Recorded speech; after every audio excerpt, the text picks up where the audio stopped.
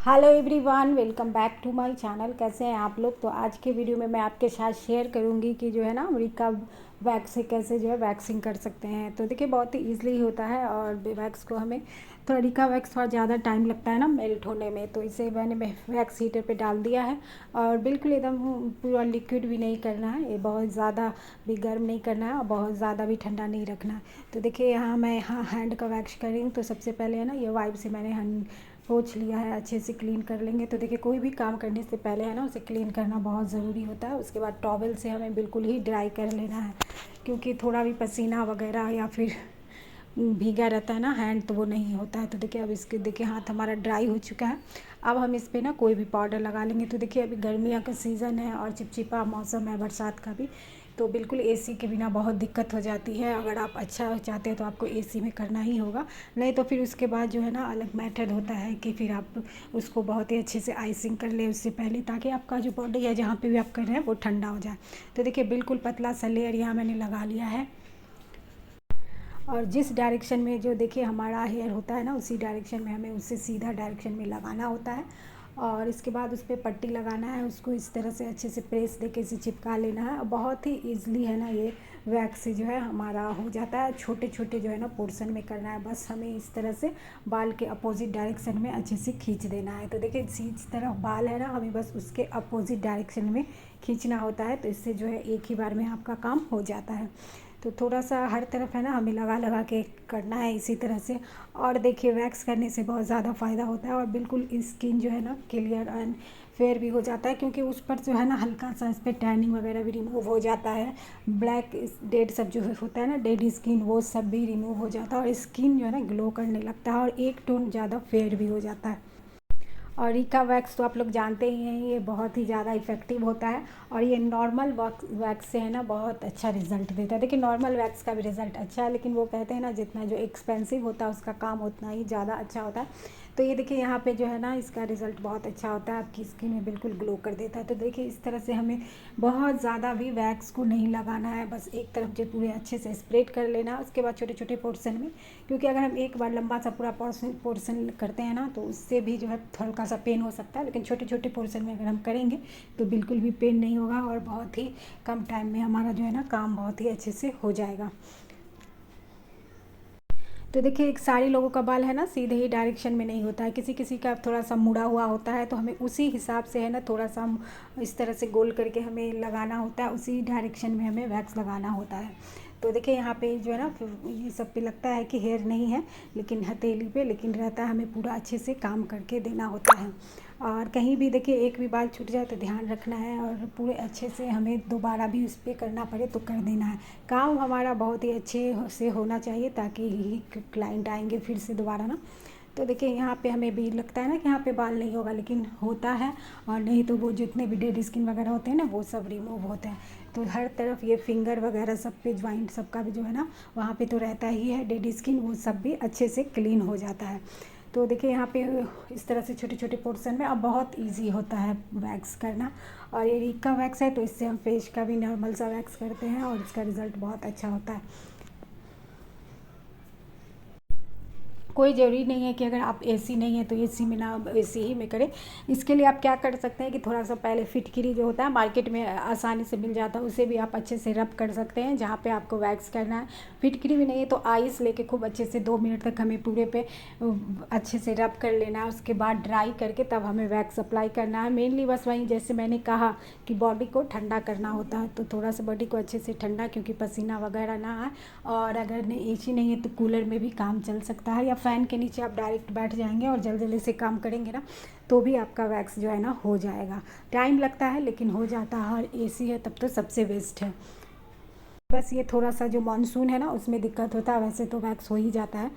तो बस यहाँ पे देखिए बातें करते करते यहाँ पे हमारा जो है ना वैक्स कंप्लीट ही हो रहा है। इसी तरह से हम दूसरे हैंड पे भी कर लेंगे।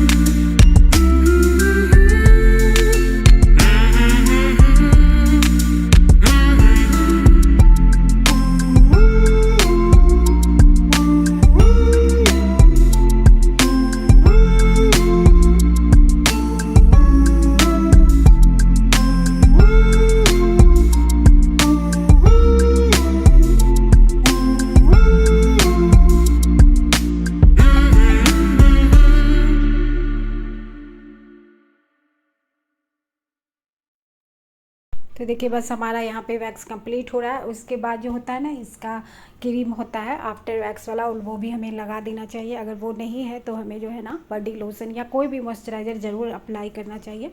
नहीं तो आप एलोवेरा जेल भी इस पर लगा सकते हैं। तो आई होप आपका वीडियो पसंद आया होगा।